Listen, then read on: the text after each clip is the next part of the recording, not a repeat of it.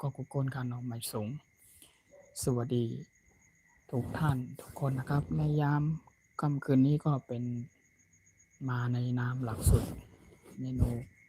บ้านคนไทยอีกแล้วนะครับมันไม่ก็เป็นวันที่10นะครับวันที่10เดือนที่11 2025นั่นเองนะครับก็5 นาทีก็เข้าใน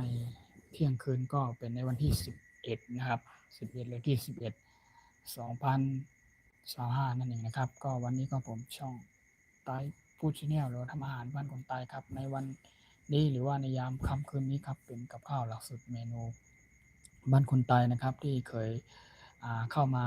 ทักทายพูดคุยผ่านทางช่องทูบของผมช่องไต้ฟู้ดชาแนลทำอาหารบ้านคนไทยอย่างเช่นเคยนะครับในยามค่ำคืนมื้อดึกนะครับกับข้าวหลักสูตรเมนูบ้านคนไทยนะครับเป็นมื้อดึกนั่นเองนะครับวันนี้ผมมีเมนูหลักสูตรพื้นบ้านคนไทยอีกแล้วนะครับว่าผมจะพาพ่อแม่พี่น้อง FC ทุกท่านทุกคนทุกภาคส่วนนะครับมาแปลงกับข้าวในยามค่ำคืนนี้นะครับเป็นเมนูพื้นบ้านนะครับนั่นก็คือมีอะไรบ้างนะครับเดี๋ยวผมจะมาอธิบายให้พ่อแม่พี่น้องหรือ FC ทุกท่านทุกคนได้รับชมกันนะครับและสวัสดีร่วมไปถึงพ่อแม่พี่น้องใต้กูกอขาพี่น้องคนใต้ชาวไทยใหญ่เขากูกอขาเนาะที่ยังเป็นโอ้ยก็กันเกาหลีที่ย่ำไปเข้ามาติดตามปั่นข่าวเกาหลีนะครับเนาะที่เป็นเพื่อนหรือว่า FC จากที่ไกลที่จำนะครับเนาะก็ฝากเข้ามาเป็นแห้งอกแห้งใจเป็นกำลังใจเขาในข้องใต้เฮ็ดข้าวพักนะครับเนาะในยามค่ำคืนในนะครับเนาะเป็นหลักสูตรเมนูพื้นบ้านคนใต้ของเขานะครับเนาะยินดีต้อนรับเข้าสู่ช่องไต้ฟู้ดชาแนลกูก็กูโกนและยินดีต้อนรับเข้าสู่ช่องทำอาหารพื้นบ้านคนใต้นะครับสำหรับพ่อแม่พี่น้อง FC ทุกท่านทุกคนนะครับสวัสดีทุกท่านทุกคนนะครับและหมายสูงกูก็คำหมายสูงการหอมมาได้ก็มีกับข้าวหลักสูตรพื้นบ้านคนไทยอีกแล้วนะครับครับสวัสดีครับทักทายครับครับสวัสดีครับขอบคุณมากครับจากพ่อแม่พี่น้อง FC นะครับที่มีอ่าเขาเรียกว่าอะไรที่คอมเมนต์เข้ามาเป็นคนแรกหรือว่าเข้ามาเป็นแห่กำลังใจนะครับเป็นกำลังใจให้ผมในการทำอาหารพื้นบ้านคนไทยนะครับในหลักสูตรนี้นะครับอย่างที่เคยได้มาพูดคุยทักทายผ่านทางช่อง YouTube หรือว่าทางไลฟ์สดหรือช่องไต้ฟู้ดชาแนลทำอาหารบ้านคนไทยอย่างเช่นเคยนะครับก็ขอบคุณจากพ่อแม่พี่น้อง FC ทุกท่านทุกคนนะครับวันนี้ผมมีเมนูหลักสูตรพื้นบ้านคนไทยอีกแล้วนะครับวันนี้นะครับโอเคนะครับครับสวัสดีครับทักทายดูแลตัวเองหน่อยครับเดี๋ยวไม่สบายครับขอบคุณมากครับขอบคุณจากพ่อแม่พี่น้อง FC ที่ยังไม่หลับไม่นอนหรือว่าที่ยังอยู่เป็นเพื่อนนะครับเป็นแรงอกแรงใจเป็นกำลังใจให้กันอยู่นะครับวันนี้ผมจะพา FC หลายๆท่านนะครับทุกท่านทุกคนหรือว่าที่ยังเข้ามาเป็น FC ผมนะครับที่เพิ่งเข้ามาก็ดีนะครับที่ผ่านไปช่วงนี้นะครับมี FC เข้ามาหลายๆท่านหรือว่าหลายๆคนนะครับที่เข้ามาติดตามแล้วก็เป็นแรงอกแรงใจเป็นกำลังใจให้ในการทำอาหารพื้นบ้านคนไทยของผมนะครับก็วันนี้ก็ผมจะพา FC พ่อพี่น้องนะครับผมมีเมนูอีกหนึ่งอย่างนั่นก็คือเป็นไข่นะครับอันนี้จะเป็นไข่ห่านนะครับไข่ห่านไข่ห่านนี่คือลูกใหญ่เรื่อยเลยนะครับอันนี้ผมจะมาตำผมจะนำกลับไปต้มก่อนนะครับต้มเสร็จเรียบร้อยผมจะนำกลับมาเป็นประมาณตำคล้ายๆแบบตำนั่นแหละครับตำหรือไปนำกลับไปผัดน้ำมันนะครับไปผัดในหม้อนะครับโอเคมีสองแก่นเนาะสองแก่นหรือ2ลูกค้าเพราะไม่พี่น้องอันนี้เป็นไข่ห่านครับเนาะไข่ห่านไข่ห่านจัดไปพอมีพี่น้อง FC ทุกท่านทุกคนนะครับที่ยังไม่หลับไม่นอนกันก็ที่ยังอยู่คอยเป็นกำลังใจให้กันก็คือเข้ามาพูดคุยทักทายกันผ่านทางช่อง YouTube ของผมนะครับขอบคุณมากครับสำหรับพ่อแม่พี่น้อง FC ต่างชาติก็เช่นกันนะครับ Hi good evening ครับ for everyone for tonight นะครับ my Thai food channel ทำอาหารบ้านคนไทย for tonight I have something fruit นะครับeveryone coming follow me so look me with me enjoy with me my Thai food channel ทำอาหารบ้านคนไทย I have something food นะครับ I will go to cook หรือว่าอาจจะผัดหรือว่าตำนะครับเป็นไข่ห่านนะครับไข่ห่านนะครับแล้วก็จะมีทางยอดมาล่าขี้นกนะครับยอดมาล่าขี้นก this Thai name Thai ยอดมาล่าขี้นกนะครับThailand ขอ I think ยอดมะระขี้นกไตสปิกไตหรือว่าไตหรือไทยใหญ่นะครับก็จะเป็นอ่าภาคอ่างขางนั่นเองนะครับโอเค everything uh, I think 20 minutes I think 20 minutes or 30 minutes everyone I think finish นะครับโอเคfor everyone my friend for tonight come to with me นะครับ come to with me everyone thank you welcome to my Thai food channel ทำอาหารพื้นบ้านคนไทยนะครับ for tonight thank you very much thank you for you comment thank you for you follow for me thank you for you and subscribe for me thank you very much so many people coming follow for me thank you okay let's go นะครับ let's go I will do นะครับ now นะเราจะพา FC พ่อแม่พี่น้องไปแปลงกับข้าวหลักสูตรเมนูพื้นบ้านคนไทยด้วยกันนะครับมันจะมีอีก1อย่างหรือว่าอีก1เมนูนะครับผมเดี๋ยวผมจะหลังจากที่ผมแปลงทำพวกนี้เสร็จเรียบร้อยนะครับจะมีอีก1เมนูนะครับผมจะนำกลับมาหรือว่าให้ท่านผู้ชมนะครับมาพา FC พ่อแม่พี่น้องได้มานั่งกินกับข้าวกับปลาหลักสูตรเมนูพื้นบ้านคนไทยด้วยกันเนาะโอเคตอนนี้ก็ก่อนอื่นนะครับผมจะนำไข่นี้ไข่ห่านในลูกใหญ่ๆนะครับใหญ่ๆไข่ห่านมี2แก่นนะครับในไข่ห่านผมจะนำกลับไปต้มก่อนนะครับต้มโอเคต้มก่อนแป๊บนึงนะครับนี่ผมจะต้มในหม้อแบบนี้เลยนะครับต้มก่อนจะใช้เวลาอาจจะใช้เวลาเนี่ยพอต้มเนาะนะครับใช้เวลานิดหน่อยนะครับใช้เวลานิดหน่อย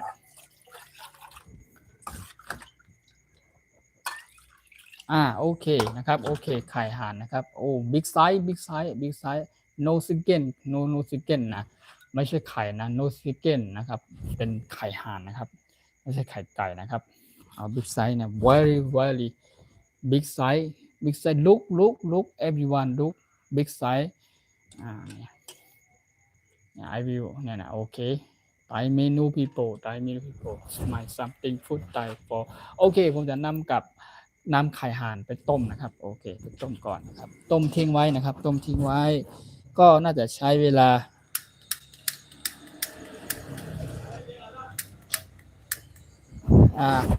น่าจะใช้เวลาสักประมาณสัก20นาทีเนาะเพราะว่ามันแก่นใหญ่นะครับกว่ามันจะสุกนะครับโอเคขอบคุณครับขอบคุณจากการคอมเมนต์แรกความห่วงใยนะครับจาก FC พ่อพี่น้องจากช่องสมชายพี่สมชายหรือเปล่าพี่สมชายเจริญปัญญาหรือเปล่านะใช่แล้วครับโอเคสำหรับในวันนี้ค่ำคืนนี้ก็เนาะโอเคก็มีหลักสูตรเมนูพันคนไทยอีกแล้วระหว่างที่ผมนำไข่ห่านไปต้มนะครับก็ระหว่างนี้ผมก็จะเขาเรียกว่าอะไรจะทำอย่างอื่นรอก่อนนะครับเพราะว่าส่วนเขาเรียกว่าอะไรส่วนวัตถุดิบที่วัตถุดิบประกอบก็มีอะไรบ้างนะครับสิ่งที่จะต้องเตรียมแล้วก็ใส่ลงไปในไข่นะครับผมนี่จะมีต้นหอมในต้นตะไคร้นั่นเองครับประมาณ1ต้นนะครับในส่วนของนี่ก็จะเป็นต้นหอมนะครับต้นหอมแล้วก็มีใบขิงนะครับอันนี้ก็จะเป็นใบขิงฮะเนาะอันนี้ใบขิงนี่แล้วก็มีพริกนะครับพริกนี่เราจะตำก็ได้หรือว่าซอยเป็นหั่นเป็นชิ้นๆใส่ไปก็ได้แต่ถ้าเราไม่ค่อยชอบกินเผ็ดนะครับเราจะต้องใส่ไปสักประมาณหักเป็นชิ้นใน1ลูกก็หักเป็น3ชิ้นใส่ลงไปได้นะครับแล้วก็จะมีทางกระเทียมนะครับกระเทียมผมก็จะปอกกระเทียมรอนะครับระหว่างนั้นก็คือผมจะปอกกระเทียมรอนะครับก็นำพวกกระเทียมพริกแล้วก็ตะไคร้พวกนี้ครับมาตำก่อนนะครับตำก่อนอันนี้ก็จะอยู่เขาเรียกว่าอะไรจะเรียกว่าเมนูที่สิ่งที่ FC พ่อแม่พี่น้องยังไม่เคยเห็นไม่เคยได้รับชมกันนะครับก็เป็นหลักสูตรวิธีการทำหรือว่าเมนูพื้นบ้านคนไทยเราอีกอย่างหนึ่งนะครับก็ค่อนข้างจะใช้เวลานะครับกว่าจะได้กินนะครับโอเคขอบคุณมากครับขอบคุณจากพ่อแม่พี่น้องทุกท่านนะครับทุกภาคส่วนนะครับรวมถึงพี่น้องทางภาคใต้ภาคเหนือภาคกลางพี่น้องคนโดยเฉพาะคนเหนือของเฮาเนาะพี่น้องคนไทยชาวไทยใหญ่ของเฮาและใหม่กูก็ค่ะยินดีต้อนรับตอนกูก็ใหม่สูงแล้วก็สำหรับพ่อแม่พี่น้องต่างชาติก็เช่นกัน everyone welcome to my Thai food channel ท ทำอาหารพื้นบ้านคนไทยนะครับ for tonight is now time it's now time 5 minutes already นะครับคือเลยเที่ยงคืนมาแล้วเป็นเที่ยง5 นาทีแล้วโอเคเข้าในวันนี้วันจันทร์อังคาร tomorrow one Wednesday I think Wednesday yesterday Tuesday tomorrow Wednesday แม่งก่อใช่เมื่อวานวันอาทิตย์เมื่อวานวันอาทิตย์วันนี้วันจันทร์นะครับเข้ามาในวันจันทร์คือ Monday นะครับMonday Happy everyone for tonight Monday หรือว่า or tomorrow นะครับบ้านเขาจะเป็น daytime บ้านเราจะเป็น tonight นะครับก็แตกต่างกันนะครับระหว่างโซนเอเชียทวีปเอเชียของเขาเป็น tonight เนาะฝั่งยุโรปฝั่ง US ฝั่งนั้นก็เปิ้ลจะเป็น daytime หรือว่าเป็นเวลากลางวันเปิ้ลนะครับช่วงนี้ก็อยู่ประมาณเที่ยงกว่าบ้านเขาก็ดีมัน12 โมงกลางวันหรือว่าเที่ยงวันนั่นเองนะครับโอเคตอนนี้ก็ผมกำลังต้มไข่อยู่นะครับโอเคนะเป็นไข่ห่านนะครับไข่ห่านมันต้องใช้เวลานิดหน่อยนะครับ I think I will use a time about 20 minutes นะครับ20 minutes โอเคเลยต้มทิ้งไว้ใช้เวลาประมาณ20 นาทีโอเคโอเค let's this one โอเคสำหรับเมนูเนาะสำหรับเมนูพื้นบ้านของเราเนาะเขาก็จะต้อง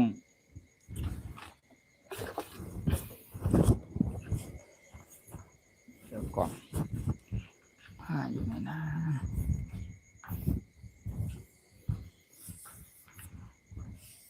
มันอาจจะดึกหน่อยเนาะเป็นในยามมื้อค่ำมื้อคืนนะครับสำหรับพ่อแม่พี่น้อง FC จากพี่น้องคนไทยคนเมืองพี่น้องคนไทยของเฮาเนาะเพิ่นบางท่านเพิ่นก็หลับแล้วนอนแล้วประมาณนี้นะครับหลับแล้วนอนแล้วสำหรับพ่อแม่พี่น้องต่างชาติเปิ้นท่านไหนที่เปิ้นว่างเปิ้นก็เข้ามาเยี่ยมชมเป็นกำลังใจให้เนาะโอเคนะครับกระเทียมThank you very much. Thank you everyone. Thank you. Welcome to everyone. My Thai Food Channel ทำอาหารเพื่อบ้านคนไทยนะครับโอเค coming so many people coming follow for me. Thank you very much. Thank you. ขอบคุณครับขอบคุณจากพ่อพี่น้อง FC จากทั้ง20 กว่าท่านนะครับที่เข้ามาติดตามรับชมนะครับเป็นกำลังใจให้นะครับ20 กว่าท่านนะครับโอเคตอนนี้ก็เลยเที่ยงคืนมาแล้วเนาะผมจะ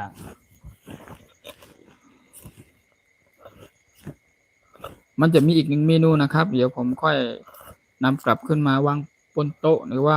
บนห้องว่างเหนือเพื่อนในขนมจะได้ให้ FC พี่น้องได้เห็นรับชมกันครับ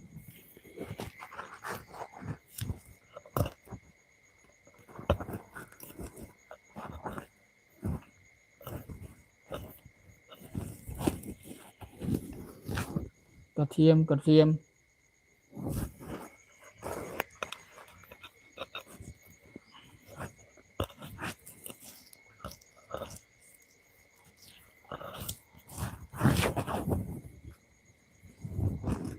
Yes, now I'm so hungry. Everyone so hungry now for tonight เนาะ dinner จะ dinner แล้วก็แบบเนี้ย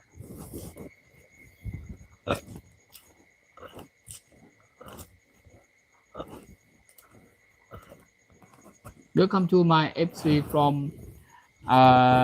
Dunne in Thailand เนาะก็จากใกล้ๆประเทศไทยเนาะอาจจะมีพี่น้องจาก FC จากพี่น้องต่างประเทศครับประเทศเพื่อนบ้านใกล้ๆเรานะครับจากอย่างเช่นมาเลเซีย from FC Malaysia or Singapore and Myanmar and Laos and Cambodia and Singapore everyone welcome to my Thai Food Channel ทำอาหารบ้านคนไทย Thank you very much Thank you โอเคนี่อันนี้ผมจะตำ ตำใส่ในครกเลยตำใส่ในครกในส่วนของไข่ก็มัน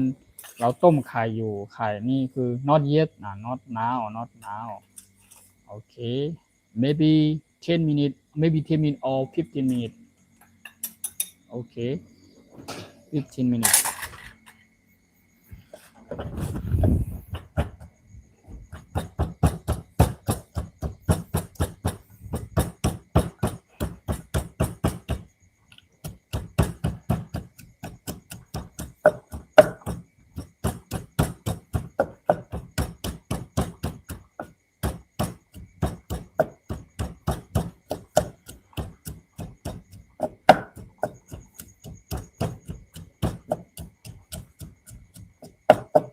ไข่นี้ไข่ห่านที่ว่านี้ก็คือ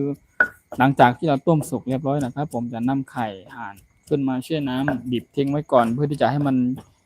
หายร้อนเนาะหายร้อนนะครับก็ให้มันเย็นๆก่อนแล้วก็หลังจากนั้นก็ปลอกเปลือกมันนะครับแล้วก็มาหั่นเป็นชิ้นๆนะครับก็ผมจะนำกลับไปผัดในหม้อนะครับผัดในหม้อแล้วก็จะเอาเครื่องนี้นะครับเครื่องที่ผมกำลังจะทำแปลงอยู่นี้นะครับก็ใส่ลงไปเนาะ thank you very much thank you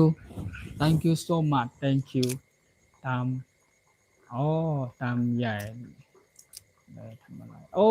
ทำอะไรกันครับ thank you so much thank you ขอบคุณมากครับจากการคอมเมนต์พ่อแม่พี่น้อง FC ทุกท่านเนาะก็อันนี้ผมพา FC พ่อแม่พี่น้องทุกท่านทุกคนผมจะพาFC ทุกท่านนะครับหรือว่าเพื่อนๆนะครับทุกคนนะครับมาแปลงกับข้าวหลักสูตรเมนูคุณบ้านคนตายนะครับอันนั้นก็เป็นไข่นี่ไข่ห่านครับไข่ห่านนะครับจะทำเป็นหลักสูตรเมนูคุณบ้านคนตายของเฮาเนาะโอเคในยามค่ำคืนกับข้าวพื้นบ้านมื้อดึกนะครับโอเคเดี๋ยวรอสักครู่นะครับใจเย็นๆ with me ใจเย็นๆ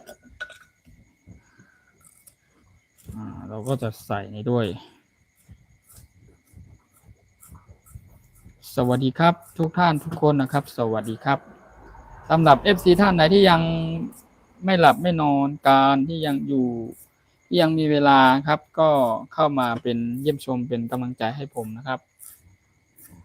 พอมีพี่น้อง FC ทุกภาคส่วนนะครับขอบคุณมากขอบคุณจากการกดไลค์กดแชร์กดติดตามเข้ามานะครับขอบคุณมากนะครับขอบคุณครับอันนี้ก็เรียบร้อย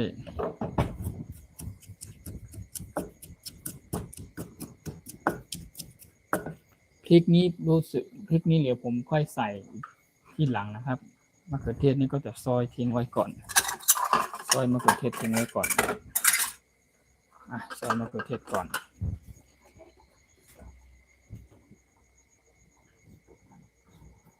บักแตง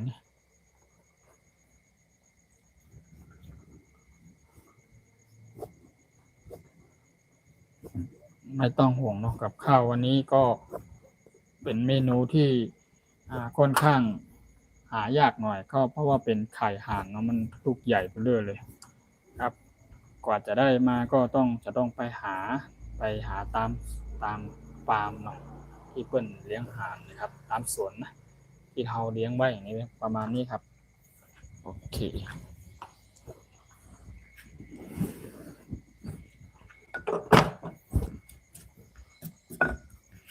อันนี้ก็เป็นต้นหอมผักชีเนาะต้นหอมเฉยๆแล้วก็จะมีใบขิงแล้วก็ผมก็จะเขาเรียกว่าอะไรซอยแล้วก็ใส่ลงไปนี่ด้วยสำหรับ FC พ่อแม่พี่น้องท่านใดนะครับผมคิดว่าพ่อแม่พี่น้อง FC จากพี่น้องคนไทยชาวไทยใหญ่ทุกท่านนะครับก็น่าจะทำเป็นและทำเป็นกินกันเป็นอยู่แล้วนะครับส่วนมากไม่ว่าจะเป็นตั้งแต่พี่ป้าน้าลุงปู่ย่าตายายเนาะเพิ่นก็คุ้นเคยเพิ่นก็ทำกินเป็นกันอยู่แล้วในหลักสูตรเมนูพื้นบ้านคนไทยของเฮานะครับแต่สำหรับผมในฐานะที่เป็นพี่น้องคนไทยหรือชาวไทยใหญ่1คนนะครับก็อยากให้FCพ่อแม่พี่น้องต่างชาตินะครับก็ต่างถิ่นต่างแดนต่างประเทศนะครับได้เข้ามารู้จักกับข้าวหลักสูตร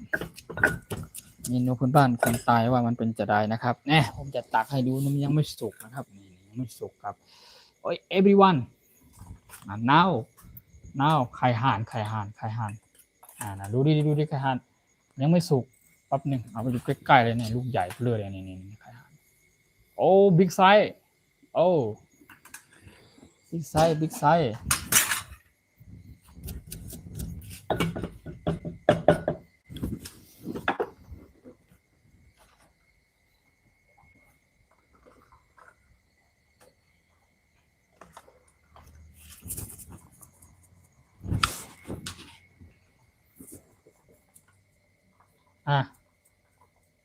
เกลือป่นครับเกลือป่นเกลือนะครับพี่น้องคนใต้เขาเข้ามาเกลือผงหวานก็คือผงชูรสนะครับโอ้ sorry ลืมอ่านคอมเมนต์เลยใช่ไข่ห่านแซ่บใช่แล้วไข่ห่านเราจะนำกลับนำมาทำเป็นยำก็ได้ครับต้มสุกยำก็ได้แล้วแต่ความชอบนะแต่ว่าอันนี้ผมจะพา FC พ่อแม่พี่น้องทุกท่านทุกคนครับผมมาทำแบบในหลักสูตรพื้นบ้านของเฮาเนาะพื้นบ้านนะครับอาหารพื้นป่าบนดอยบนป่าบนเขาแบบผมเขานะครับก็อร่อยนะครับเดี๋ยวรอรับชมและติดตามนะครับ หลังจากที่ผมแปลงเสร็จเรียบร้อยว่ามันจะออกมาหน้าตาประมาณไหนนะครับก็เป็นของ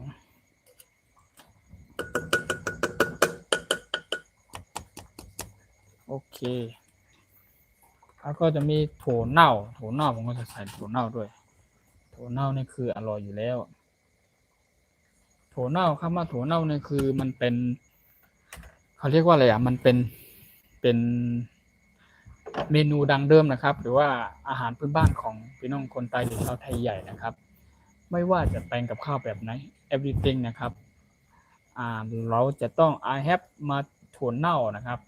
เราจะต้องมีถั่วเน่าที่เป็นแผ่นก็ดีถั่วเน่าที่เป็นผงนะครับอาจจะต้องปรุงไม่ว่าจะเป็นต้มแกงหุงอะไรก็แล้วแต่นะครับจะเป็นกับข้าวหลักสูตรเมนูพี่น้องพื้นบ้านคนใต้ของเขาถ้าไม่มีถั่วเน่าจะไม่อร่อยและก็จะหลีกเลี่ยงไม่ได้ในการทำอาหารพื้นบ้านครับทุกต้มหุงแกงอะไรก็แล้วแต่นะครับจะผัดหรือทอดอะไรแล้วแต่ถ้าทำหลักสูตรเมนูพื้นบ้านคนใต้ของเขาจะต้องใส่ถั่วเน่านะครับใส่ถั่วเน่าแผ่นในการนำกลับมาย่างหรือปิ้งหรือทอดให้มันกรอบเรียบร้อยแล้วก็นำกลับมาตำนั่นเองนะครับตอนนี้ก็ผมอันนี้ก็จะเป็นกระเทียมเนาะก่อนนี่เป็นกระเทียมค่ะกระเทียมอันนี้เป็นกระเทียมแล้วก็มีทั้งตะไคร้เนี่ยค่ะเนาะตะไคร้แล้วมีทั้งใบขิงค่ะเนาะตาม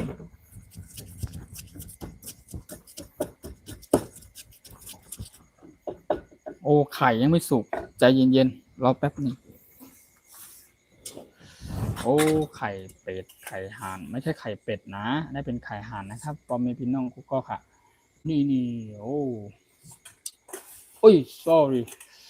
very hot โอ้ดูแล้วต้มทิ้งไว้อีกประมาณแฮมเขาเรียกว่าอะไรไม่ต้องต้มแบบนานสุกขนาดนั้นนะครับก็ต้มให้พอประมาณกลางๆนะครับที่อาจจะต้องสามารถนำกลับขึ้นมาแช่น้ำเย็นทิ้งไว้เพื่อที่จะได้ปลอกเปลือกมันให้เราจะต้องใช้มีดหรือหั่นซอยนะครับหรือว่าเราจะใส่ลงไปในโคกก็ได้นะครับค่อยไปผัดทีเดียวนะครับโอเคคอยดูและติดตามรับชมกันเนาะท่านทุกคนขอดื่มน้ำก่อน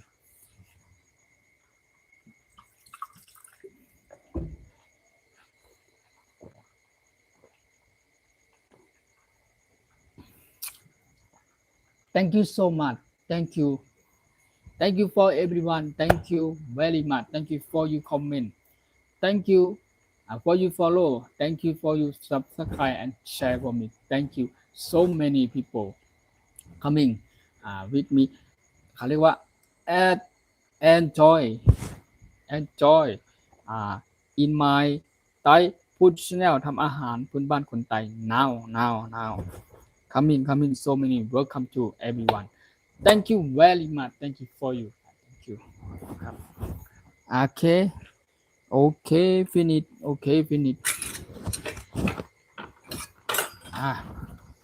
อันนี้ก็ไข่สุก อ่ะไข่สุกไข่นี่สุกเรียบร้อยนะครับจัดไปขอวางนี่ก่อนนะครับไข่ในลูกใหญ่เบ้อเร่อเลยผมจะวางไปในนี้ก่อนนะครับครับโอเคหลังจากนี้ครับผมก็จะแช่น้ำทิ้งไว้ก่อนไข่นี้เนาะนี่ลูกใหญ่เหลือเกิน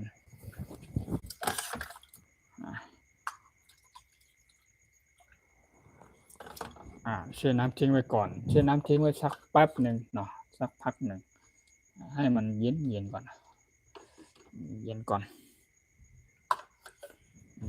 อนผักที่จะต้องกินกับก็แล้วแต่ตามใจชอบเรานะครับจริงๆนี่ครับอันนี้คือเป็นสิ่งที่ขาดไม่ได้เพราะไม่ว่าจะเป็นไข่ห่านย่ำไข่ห่านหรือว่าไข่ย่ำไข่ไก่ไข่เป็ดแล้วแต่อันนี้คืออร่อยอยู่แล้วแล้วก็ต้นหอมเอาไหมครับนี่มีต้นหอมด้วยต้นหอมก็เช่นกันในส่วนของพริกนี่ก็ผมจะหั่นไว้แบบนี้ก่อนนะครับเราไม่ต้องตำก็ได้ตำแล้วก็ให้มันจะเผ็ดถ้าเราใส่ลงหรือว่าเราตำใส่ลงไม่ได้ครกก็ได้ให้ละเอียดแต่มันจะเผ็ดเกินเนาะเผ็ดเกินกินเผ็ดเยอะไม่ค่อยดีนะครับครับขอบคุณครับขอบคุณจากการคอมเมนต์นะครับทุกท่านโอเคตอนนี้ก็คือไข่ห่านโอ้ยฮอนขนาดนะนี่ลูกใหญ่ขนาดเลยลูกใหญ่ขนาดนี้พอมีพี่น้องกูก็ขาเนี่ยไข่นี่ลูกใหญ่ไปใจละต้มแม่ฮ้อนขนาดเลยมีแฮมลูกนะครับนี่2 ลูกโอ้ยฮ้อนขนาดเลยนี่จะต้องปอกเปลือกมันก่อนโอเค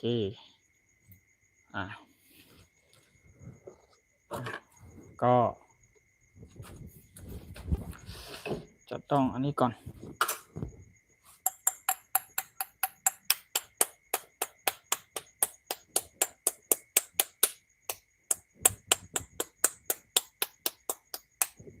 ลูกใหญ่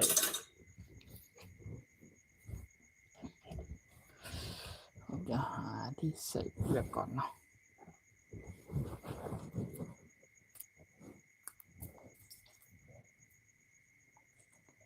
อุ้ยลูกใหญ่ไปใจค่ะพอมีพี่น้องเลย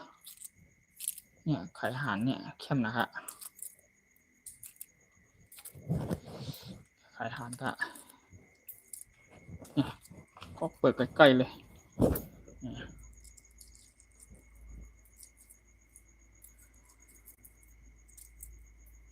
ไม่ใช่ไข่จระเข้นะโน่นนะไข่ห่านเนอะไข่ไก่ไม่ใช่ไข่เป็ดไม่ใช่ไข่ห่านเนี่ยโอ้ very hot so hot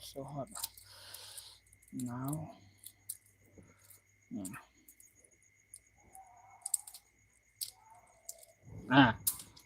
ลูกใหญ่ประมาณนี้โอ้ขอวางนี่ก่อน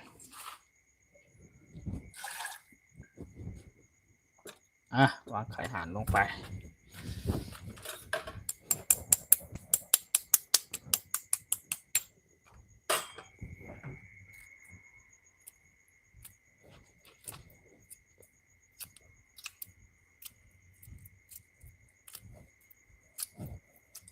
อุ้ย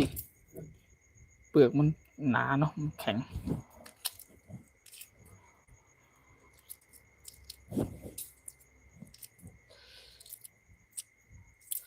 ก็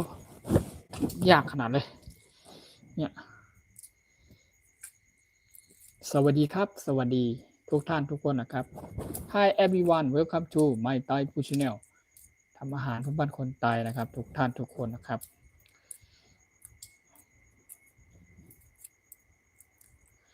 โอ้เปลือกมันหนา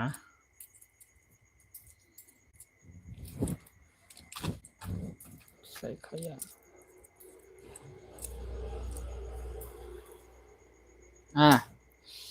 ได้2 แก่นนะครับ2 แก่นเรียบร้อยเป็นนี่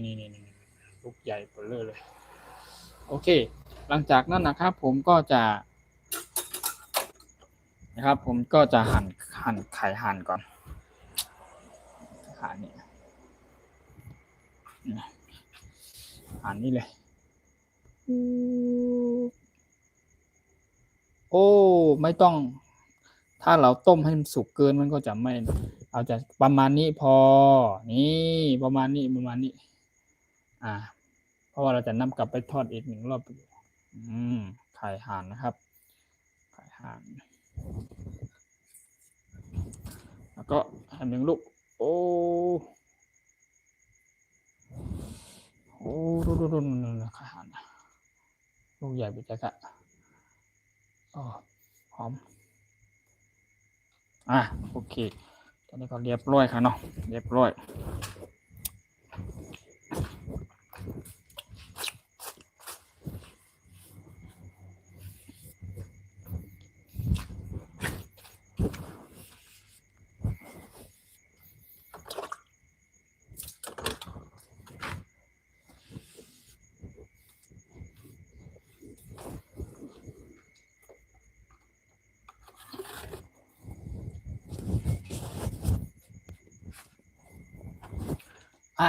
โอเคตอนนี้คือจะนำไข่ห่านไปผัดละ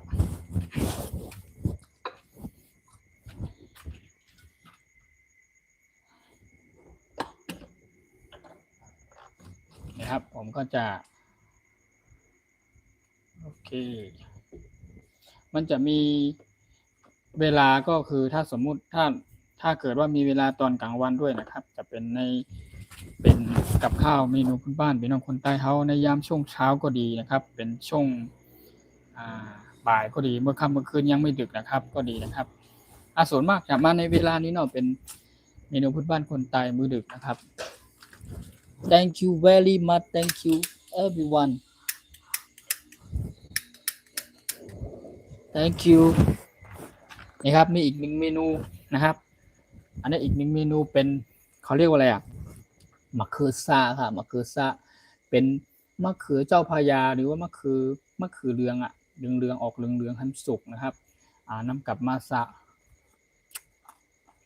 โอ้สุดยอดครับเนี่ยมะเขือซาเนี่ยมะเขือซาเนี่ยเขาก็จะต้องใส่อันนี้นิดหน่อยต้นหอมนิดหน่อยแต่ใช้มีดน้อยก็ได้อันนี้มะเขือซาค่ะเนาะ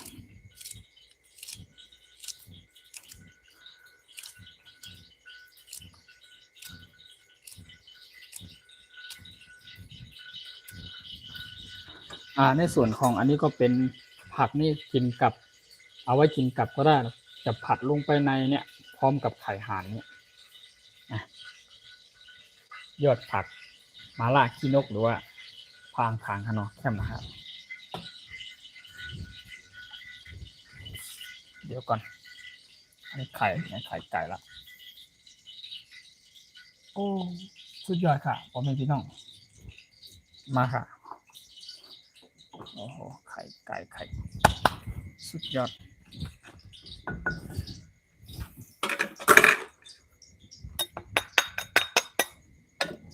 นี่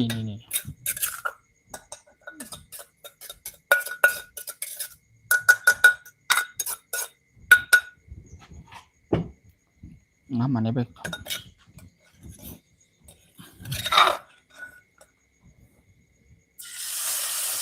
นะครับ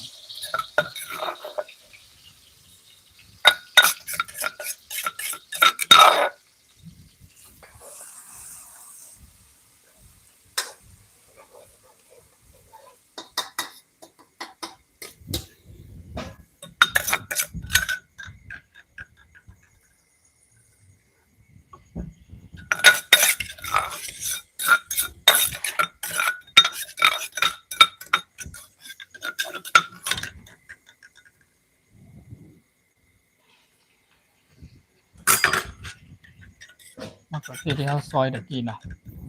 มะเขือเทศที่เขาซอยพริกเขาก็จะใส่ลงเหมือนกันพริกก็จะใส่เช่นกัน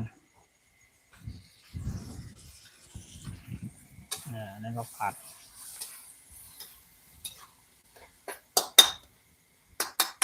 อาหารโคใส่ล้อ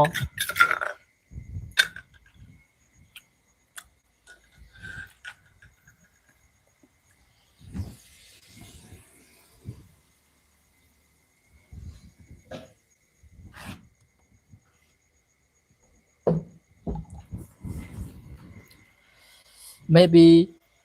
10 minutes everything finish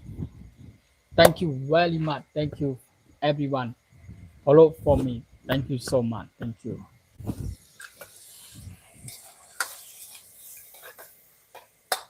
แล้วก็จะเอาไข่ห่านนี่ใส่ลงไปเนาะจะเอาไข่ห่านนี่ใส่ลงไปเลยใส่ลงไปเลยไข่ห่านนี่ใส่ลงไปเลยโอเคนี่เข้มนะครับพ่อแม่พี่น้องใส่ลงไปค่ะลงไปแล้วก็ค้างคลิกเนาะแล้วผมจะเตรียมอันนี้ก่อนคลิก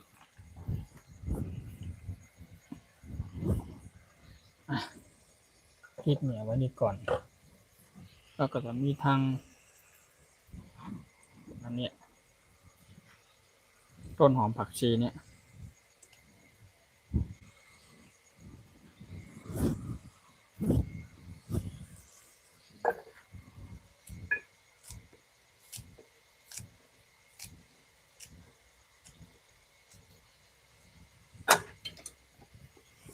ก็เอานี่ใส่ลงไปก่อนโอ้ไข่ห่านแค่มปิดใจค่ะโอเมพี่น้องกูก็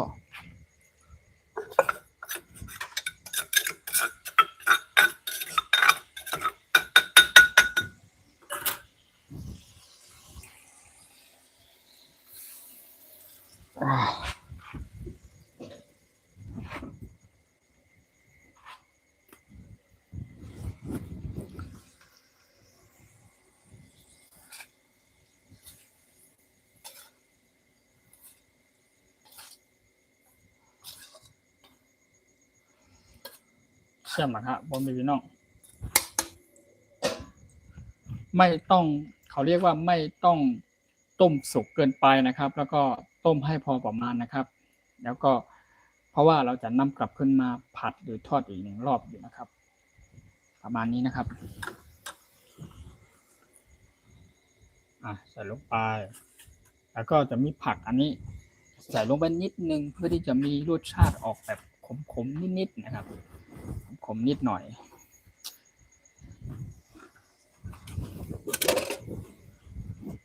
แล้วก็จะปอกมะแตงก่อนมะแตงหน่อยดิ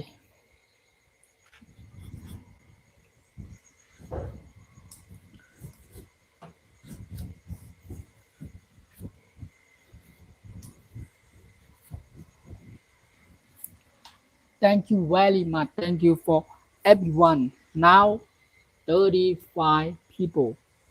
Welcome to my Thai food channel ทำอาหารคนบ้านคนไทย Thank you so much. Thank you. Thank you.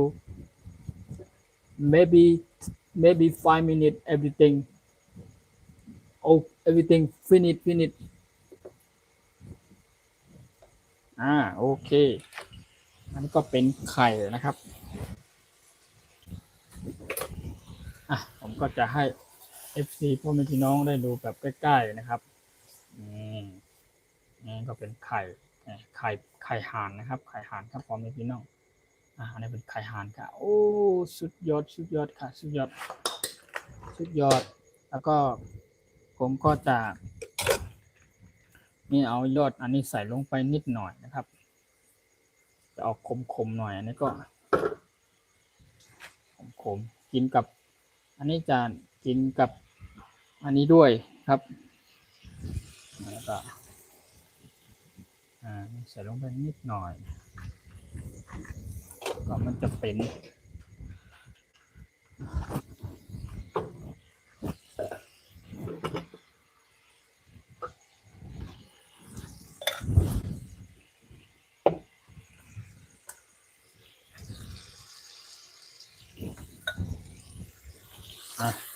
อันนี้ก็สุกเรียบร้อยสามารถ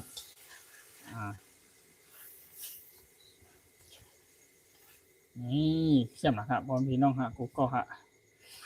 โอ้ไข่ห่านค่ะมาฮะนี่ไข่ห่านโอ้เข้มมาฮะนี่มา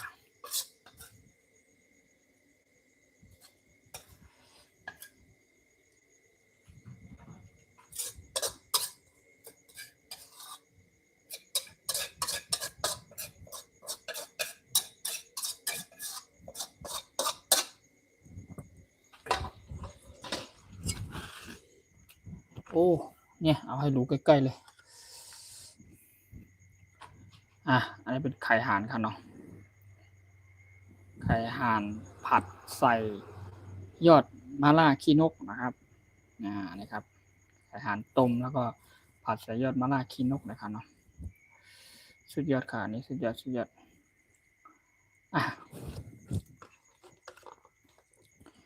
ในส่วนของอันนี้ก็จะเป็น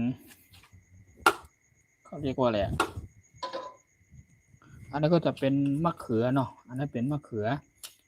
ซานะครับเนาะเป็นมะเขือเจ้าพระยาที่เป็นมะเขือที่เหลืองๆนั่นแหละเราจะนำกับยำพี่น้องคนใต้เขาเรียกว่าซานะครับเนาะซานะเข้มนะครับนะ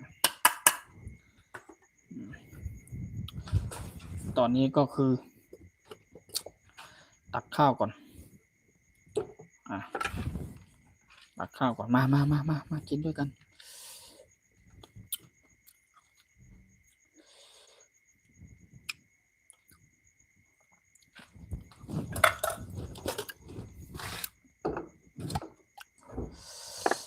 โอ้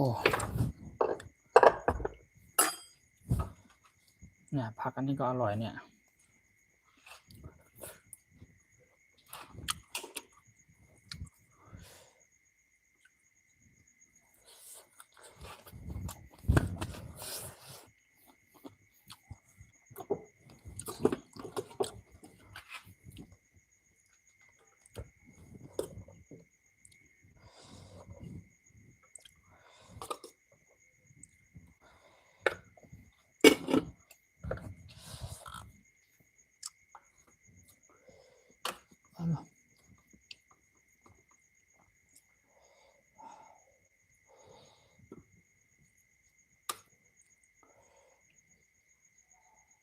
โอ้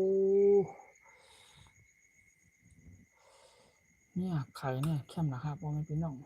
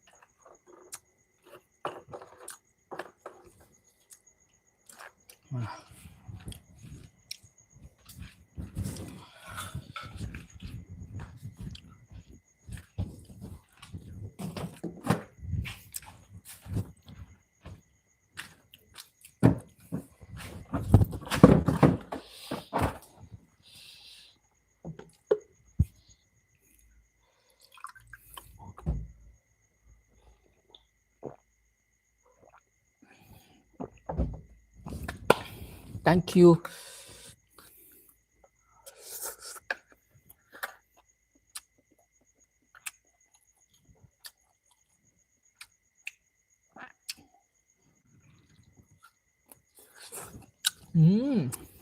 สุดยอด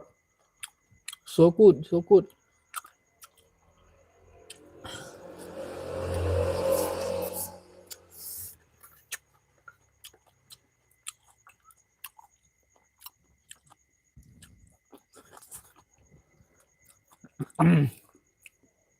หวานไปเลยครับ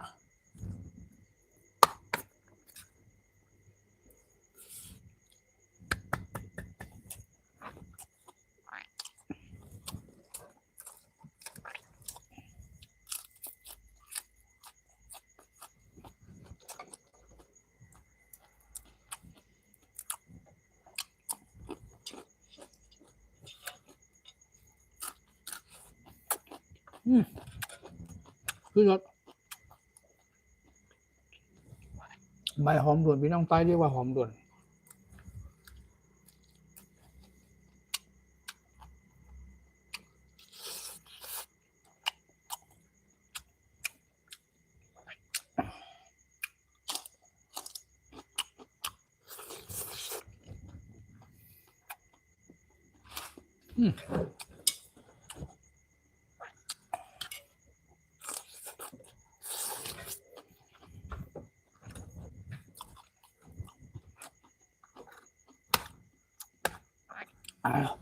หวานเปรี้ยวใจ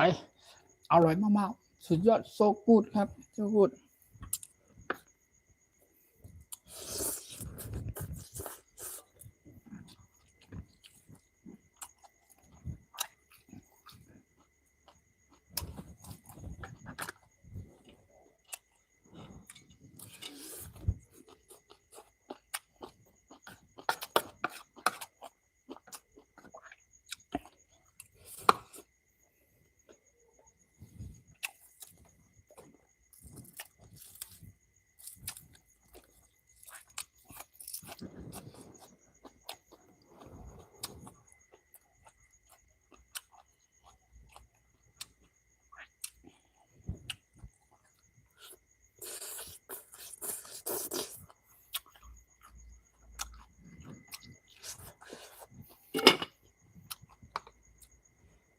Thank you very much. Thank you for everyone.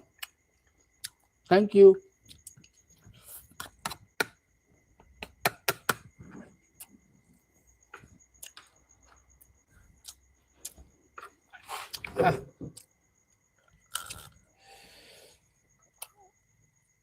Oh.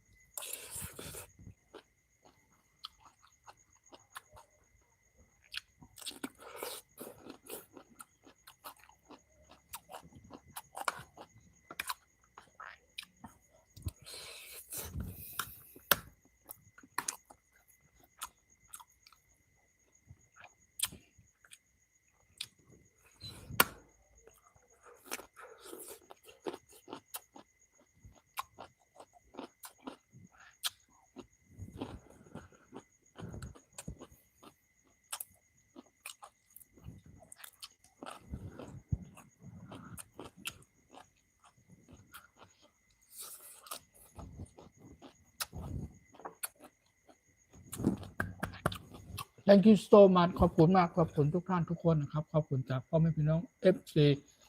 ทุกท่านทุกคนนะครับที่เข้ามาเป็นแรงอกแรงใจเป็นกำลังใจให้เนาะ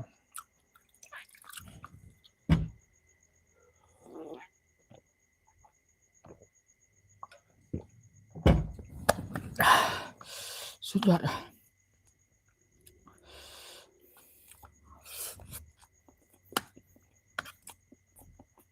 หวานเปรี้ยวใจสุดยอดอร่อยมากๆครับโซกูดครับชายหาด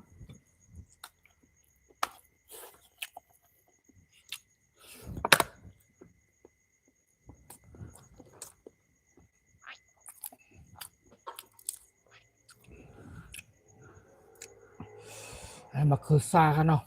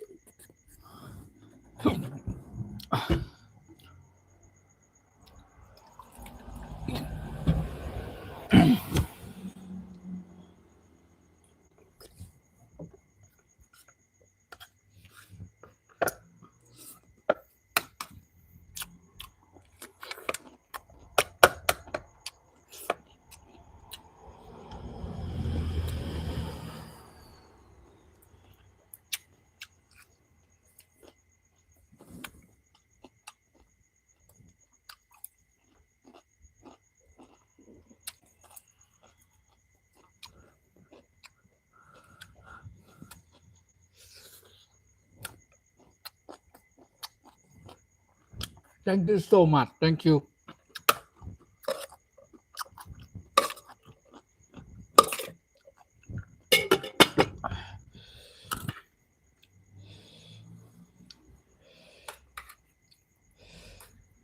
โอ้อร่อยมากๆเลย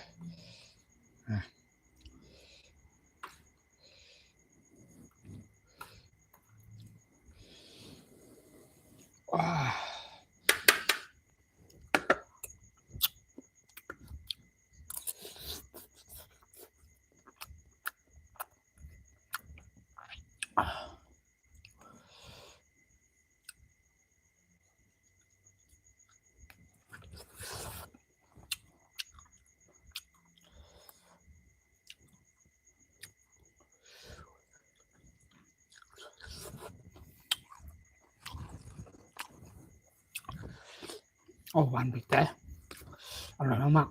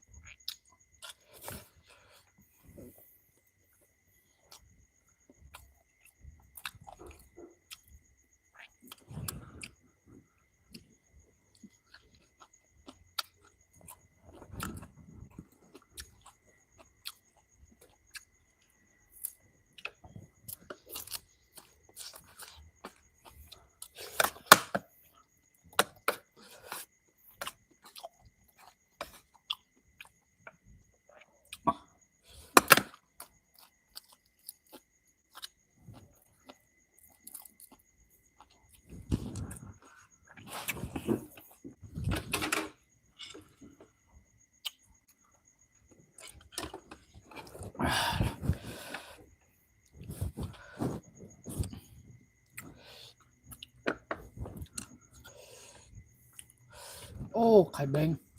ข้างในมันเนาะ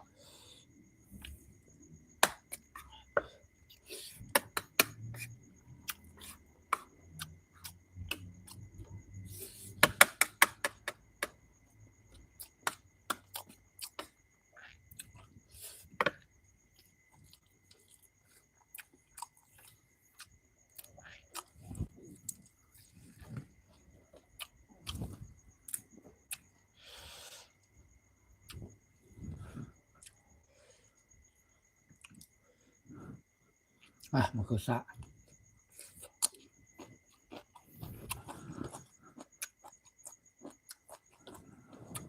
มันคือซะเข้มนะครับมันคือซะพี่น้องไป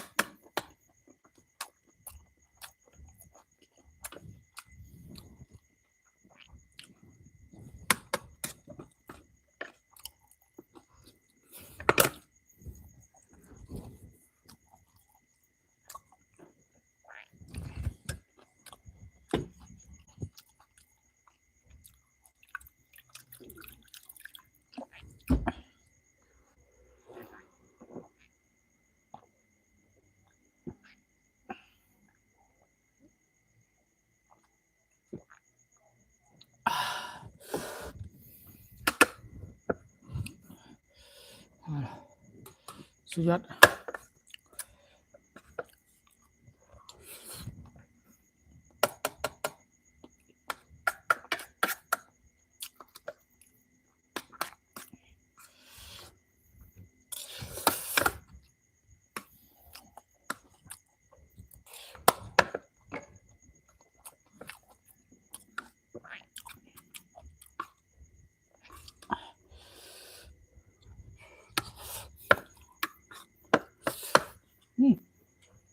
ข้าวหมูถึงหม้อแล้ว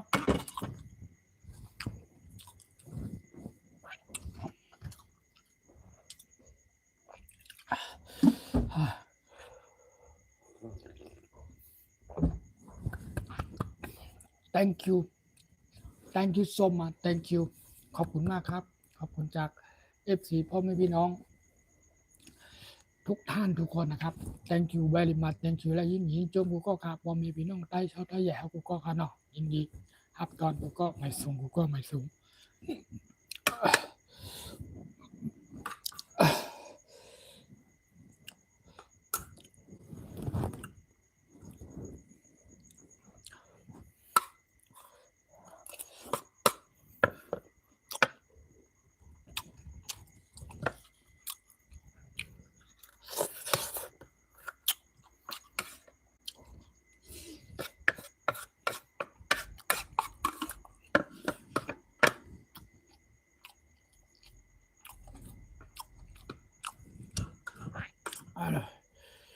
มันเตี้ย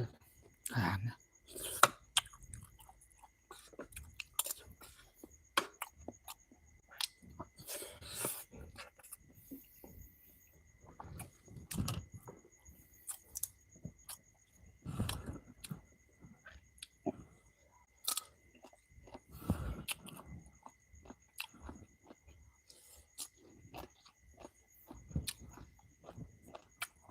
thank you so much thank you ขอบคุณมากครับขอบคุณจาก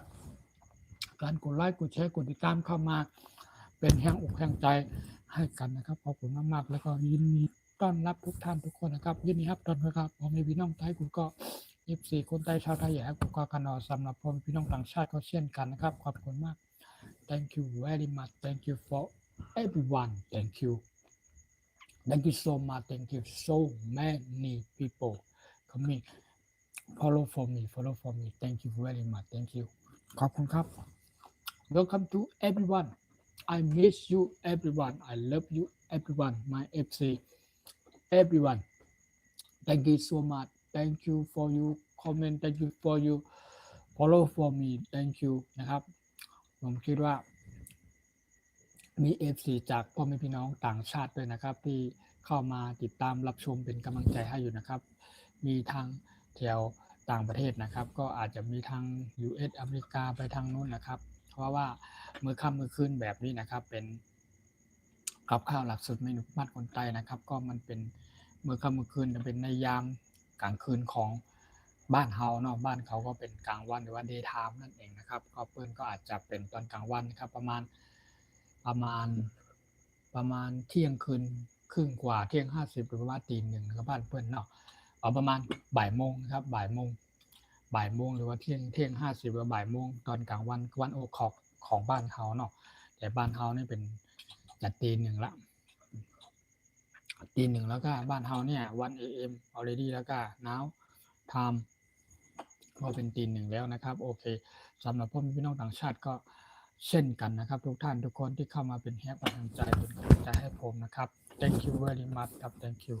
ขอบคุณมากๆครับ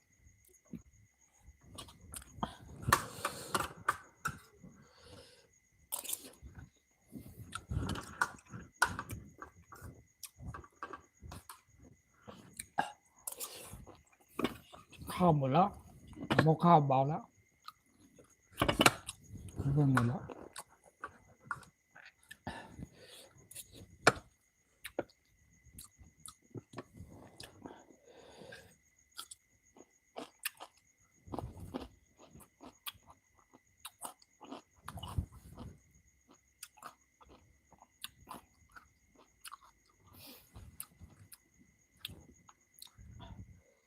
ขอบคุณครับขอบคุณครับขอบคุณมากๆครับ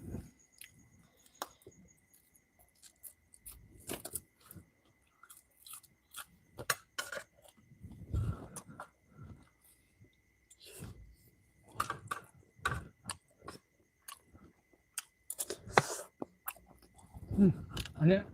สุดยอด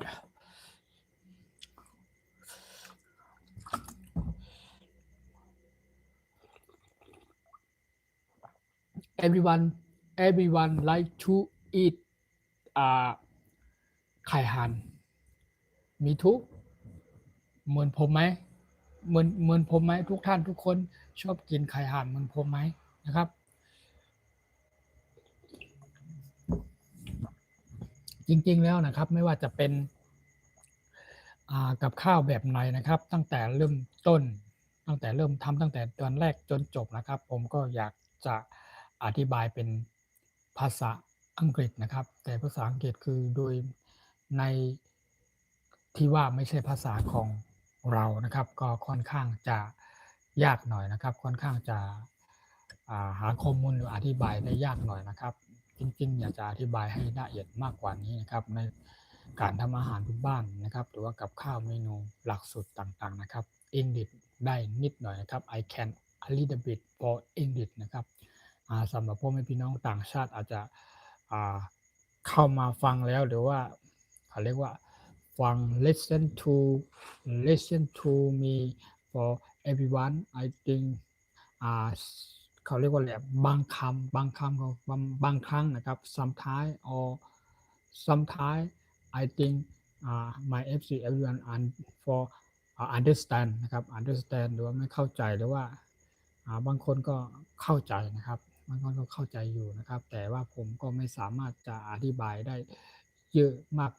กว่านั้นนะครับเพราะว่ามันไม่ใช่ภาษาของเราเนาะอังกฤษนะครับก็ส่วนมากมีพ่อแม่พี่น้อง FC นะครับในยามมื้อค่ำมื้อคืนแบบนี้นะครับจะมาน่าจะมี FC from จากต่างประเทศนะครับ ถ้าเป็นประเทศเพื่อนบ้านใกล้บ้านเราก็คืออย่างประเทศ from FC จากลาวนะครับลาวกัมพูชา and เวียดนาม and มาเลเซีย and สิงคโปร์นะครับถ้าเป็นเอเชียของเขาก็มีหลายๆประเทศทางตอนประเทศอินโดนีเซียอย่างนี้ครับก็เท่าที่ดูนะครับก็น่าจะมี FC พ่อแม่พี่น้องหลายภาคส่วนจากต่างประเทศนะครับโดยเฉพาะ FC จากfrom ตุรกีนะครับตุรกีแล้วก็มีทางประเทศจะเป็นโกริยาไชน่าฮ่องกง and US อเมริกา and นิวซีแลนด์แคนาดาfrom FC เยอรมันนะครับ from FC มา FC จากรัสเซีย and อาหรับนะครับก็อาจจะมีทั้งพี่น้องต่างประเทศนะครับหลายๆท่านนะครับ everyone นะครับที่เข้ามา follow for me นะครับMy Thai Food Channel ทำอาหารพื้นบ้านคนไทยนะครับ Thank you very much Thank you so much for สำหรับพ่อแม่พี่น้องต่างชาตินะครับมีทั้งพี่น้องไชน่านะครับไชน่าก็คือการทักทายก็คือนี่ฮาวใช่ไหมนี่ฮาวก็คือสวัสดีหรือ hello ประมาณนี้ก็ถ้าเป็นสวัสดีทุกท่านทุกคนก็น่าจะนี่ฮาวตาเจียวมาใช่ไหมประมาณนี้หรือเปล่านะครับในส่วนของการทักทายเป็น ภาษาเมียนมาก็คือเป็นน่าจะได้แค่2 คำเนี่ย2 คำ3 คำนี่เลยนะครับน่าจะมิงกลาบาก็คือน่าจะประมาณว่าสวัสดีครับหรือว่าทามินซาแบบกินข้าวนะครับแค่นั้นนะครับมันก็พูดไม่ได้เยอะมันไม่ใช่ภาษาของเราเนาะโอเคอาจจะมีเป็นบางครั้งนะครับบางครั้งหรือว่าบางถ้อยบางคำบางศัพท์ที่ผมอ่า จะพูดเป็นภาษาเผ่าหรือว่าภาษาพี่น้องคนไทยชาวไทยใหญ่ของเราผสมผสานกันลงไปนะครับแต่ผมก็พยายามสื่อสารเป็นในภาษาไทยภาษากลางนั่นเองนะครับภาคกลางนั่นเองนะครับเพื่อที่จะมี FC พ่อแม่พี่น้องจากทุกภาคส่วนนะครับแล้วก็จะได้ฟังแล้วจะได้เข้าใจขึ้นนะครับว่าการอธิบายและการ เล่าให้ฟังต่างๆหรือว่าอธิบายให้ละเอียดต่างๆให้ฟังจะได้เข้าใจแบบตรงจุดว่าอันนี้เมนูแบบไหนหลักสูตรอะไรแล้วก็เป็นทำมาจากอะไรแล้วก็ทำอย่างไรกินกันนะครับก็ผมก็พยายามอธิบายเป็นภาษาไทยนั่นแหละนะครับจริงๆแล้วผมจะพูดเป็นภาษาพี่น้องคนไทยชาวไทยใหญ่ของเราลงไปด้วยนะครับเผื่อมี FC พ่อแม่พี่น้องจาก พี่น้องคนไตชาวไทยใหญ่ของเฮากูก็ค่ะเนาะอาเบมาถ่อมมาละต่อมาถ่อมมาต้วยมาปันเอ็นปันแห้งอยู่นะคะเนาะแต่ว่าในยามมื้อค่ำมื้อคืนนี้แต่อาจจะมีเป็นพี่น้องต่างชาติมากกว่าแล้วพี่น้องคนไทยคนเมืองเฮาบางท่านเพิ่นก็อาจจะยังไม่หลับแต่ว่าเพิ่นมีเวลาเพิ่นก็เยี่ยมชมเข้ามาเป็นกำลังใจนะครับในส่วนมากผมคิดว่าน่าจะหลับแล้วตอนนี้หลับจนฝันแล้วครับ I think for in my home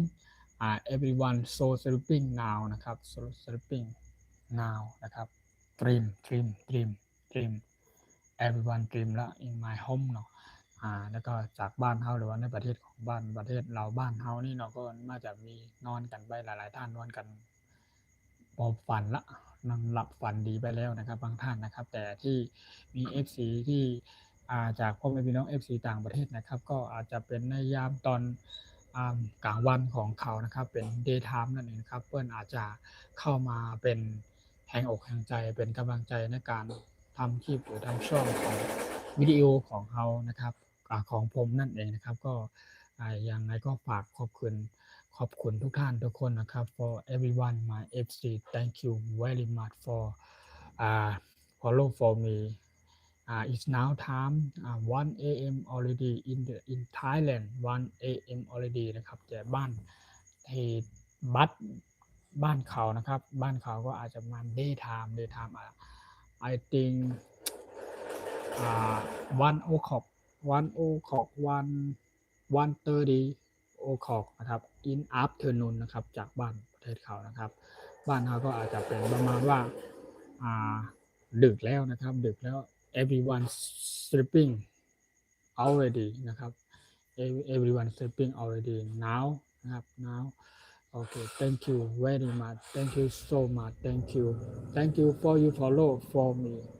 thank you for you follow for me thank you for you subscribe and share for me thank you for you comment my FC everyone โอเคขอบคุณมากครับ for tonight I have something fruit นะครับอันนี้มะเขือซ่าไตนะครับไตเรียกว่ามะเขือซ่านะครับthis one ก็จะเป็นไข่ห่านนะครับไข่ห่านผัดไข่ห่านต้มแล้วก็นำกลับมาผัดใส่ยอดมะระขี้นกหรือว่าผัดโคใส่ผ้าอังขางหวานปีใจค่ะสุดยอดผักด้วยนะก็มีต้นหอมมีถั่วปงมีถั่วปูนะครับเนาะนะครับ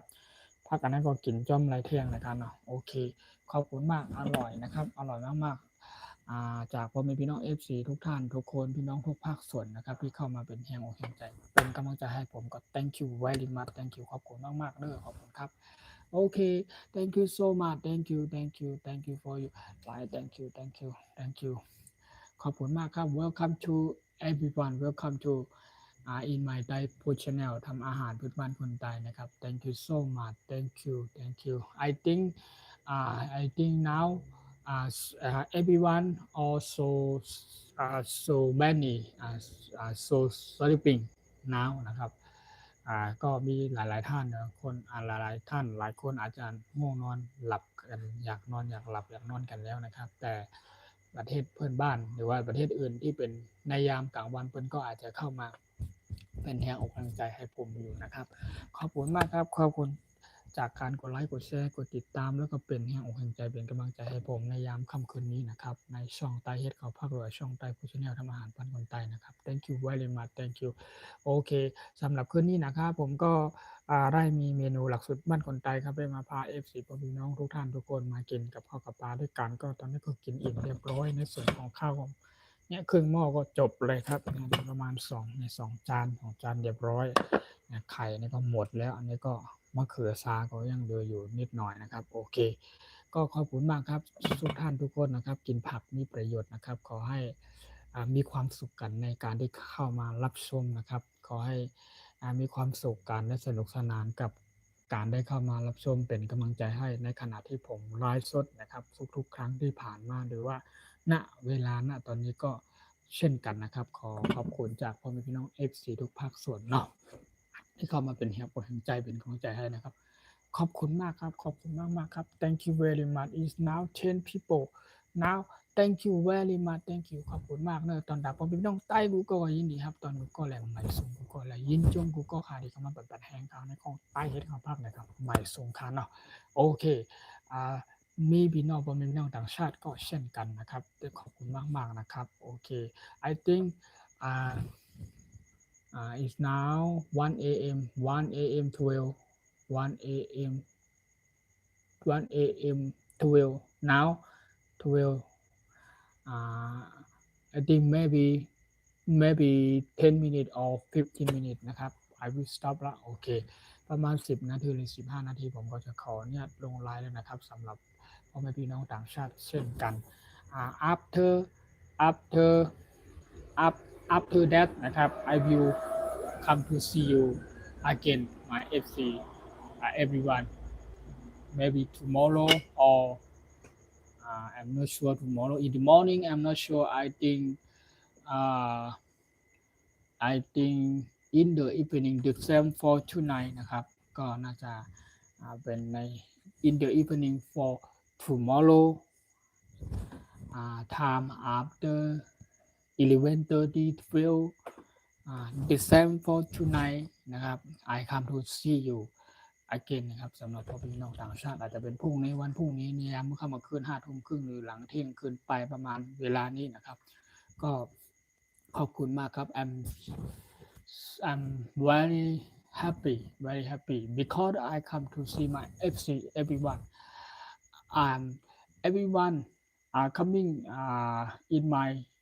ไต้ผู้ชินธรรมอาหารพื้นบ้านคนไต้ or I think everyone so happy นะครับ so happy นะครับ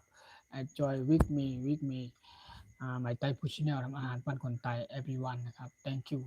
very much thank you ขอบคุณมากจากพ่อแม่พี่น้องต่างชาติด้วยนะครับคิดว่ามีความสุขกันแล้วก็เข้ามามีสนุกสนานด้วยกันในการทำอาหารบ้านคนไต้ครับที่เข้ามาเป็นที่กำลังใจเป็นกำลังใจให้เนาะโอเคไม่เซ็งกูก็เข้าไม่สูงเดี๋ยวย้อนตั้งข้องเลยขออนุญาตสักขอตัวแล้วก็ลงไลน์ก่อนนะครับเดี๋ยวอีกสักแป๊บเนาะอีกสักแป๊บหนึ่งเรามาพูดคุยทักทายกันอีกสักแป๊บนึงเรามาพูดเป็นภาษาหรือว่าการทักทายนะครับเดี๋ยวพ่อแม่พี่น้อง FC จะถามว่า how to share how to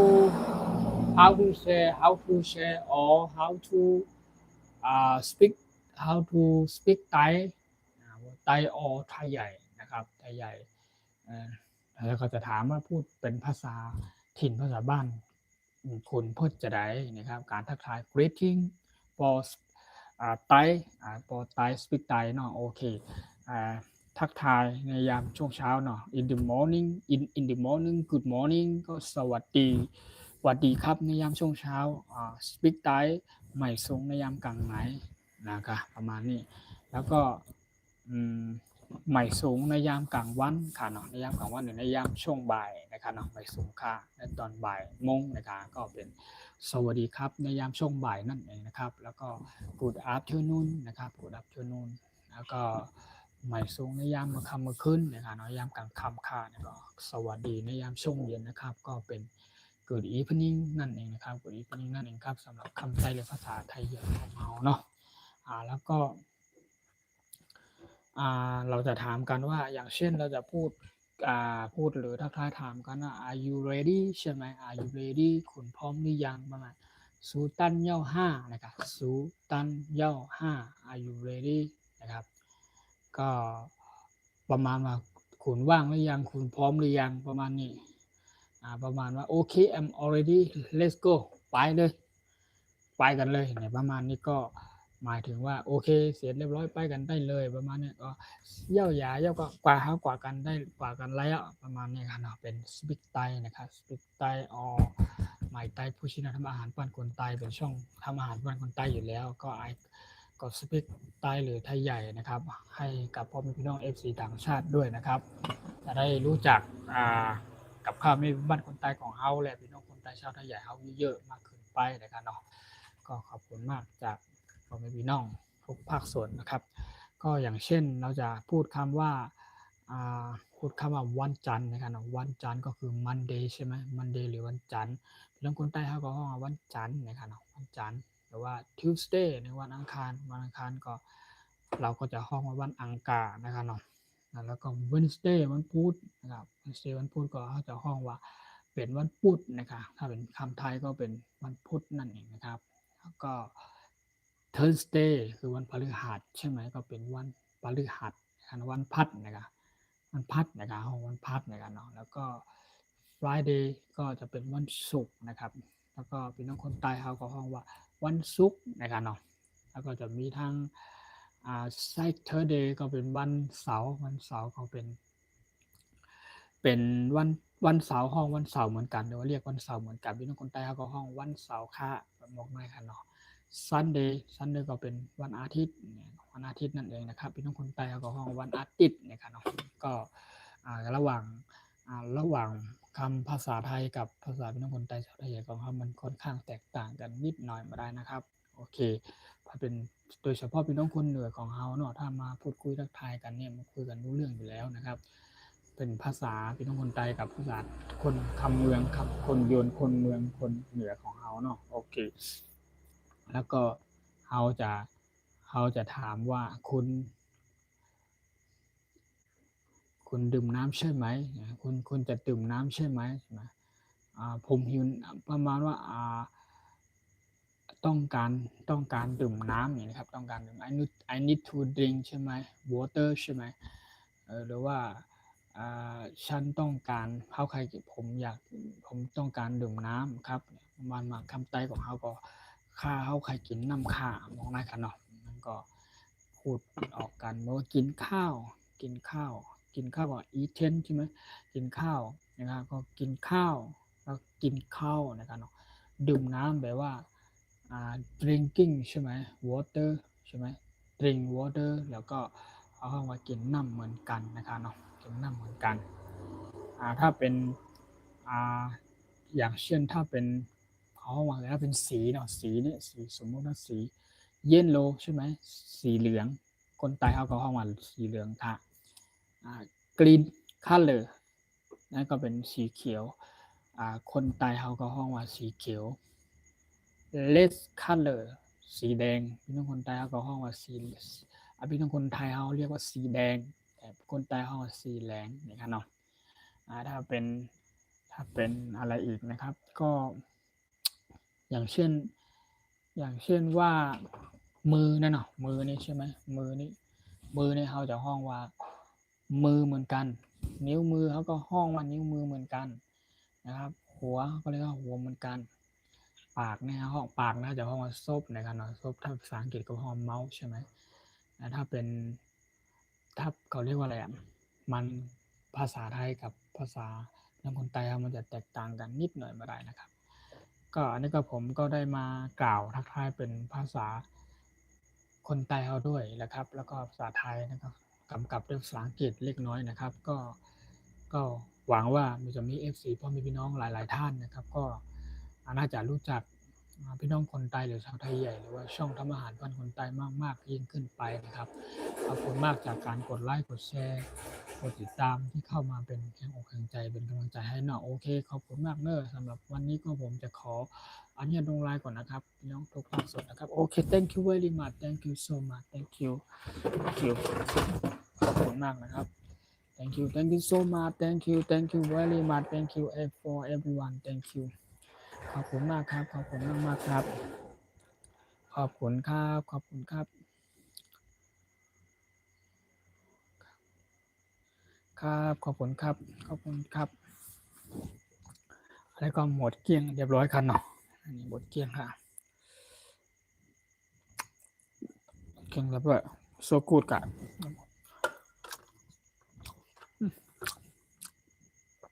มะเขือซะ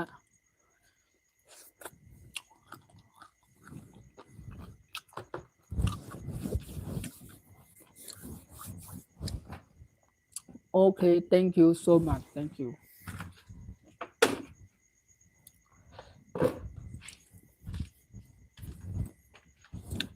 thank you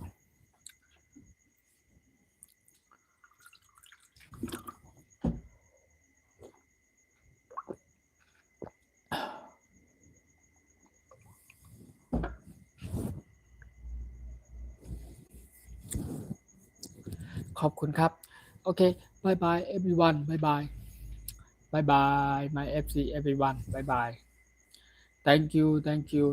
I come to see you again see you for tomorrow no tomorrow I think in the evening for tomorrow time after 11 time or 12 the same for tonight I come to see you again for tomorrow นะครับถ้าผมว่างถ้าผมมีเวลานะครับผมจะมาพูดคุยทักทายกันอีกครั้งหนึ่งในวันพรุ่งนี้นะครับ FC ทุกท่านทุกคนนะครับโอเคขอบคุณมากเนอะขอบคุณมากเนอะ thank you very much thank you for everyone thank you for follow for me thank you so much thank you ขอบคุณมากเลยขอบคุณจากการกดไลค์กดแชร์กดติดตามเป็นกำลังใจให้ผมขอบคุณมากๆนะครับไว้มาพูดคุยทักทายกันใหม่ในวันถัดไปคำว่าเราเป็นแห้งอกแห้งใจเขาเป็นกำลังใจเขาในช่องใต้เฮ็ดข่าวพักนะครับ thank you very much thank you ขอบคุณมากขอบคุณจากการกดไลค์กดแชร์กดติดตามเข้ามาเป็นแห้งอกแห้งใจin my Thai food channel ทำอาหารพื้นบ้านคนไตนะครับตรงนี้ก็จะมีเขียนคำว่าไต T A I ไตนะครับอันนั้นก็เป็นภาษาอันนั้นก็เป็นคำเขาเรียกว่าอะไรเป็นคำไตเนาะใต้กันจะมาไต Thailand สลามเวลายโตเต่าไตนะครับโอเคขอบคุณมากๆเนอะขอบคุณจากการกดไลค์กดแชร์กดติดตามเป็นแรงอกแรงใจเป็นกำลังใจให้ผมในวันนี้นะครับโอเคขอบคุณมากเนอะบายบายบายบาย everyone บายบายบายบายบายบายครับกูก็บายบายค่ะไม่ส่งกูก็ครับบายบายทุกท่านทุกคนนะครับเจอกันใหม่ในวันถัดไปค่ะมอมพี่น้องกูก็ค่ะขอเนี่ยลงไลน์ก่อนนะครับขอลงไลน์ก่อนไม่ส่งกูก็ไม่ส่งค่ะไม่ส่งทางอ๋อยังอยู่ทั้ง7ท่าน8ท่านอยู่ยังอยู่ครับขอบคุณมาก thank you so much thank you thank you thank you อร่อยมากๆครับ so good ครับ for tonight my ไตเมนู people นะครับไข่ห่านต้มนะครับไข่ห่านต้มแล้วก็น้ำกลับมาผัดใส่ยอดผัดใส่นี่ผัดใส่ยอดมาล่าขี้นกนี่อร่อยมากๆเลยก่อนไปอันนี้ด้วยมะเขือก็ซาเข้มหนากาคุโกะค่ะไม่ซุงบายบายโอเค see you again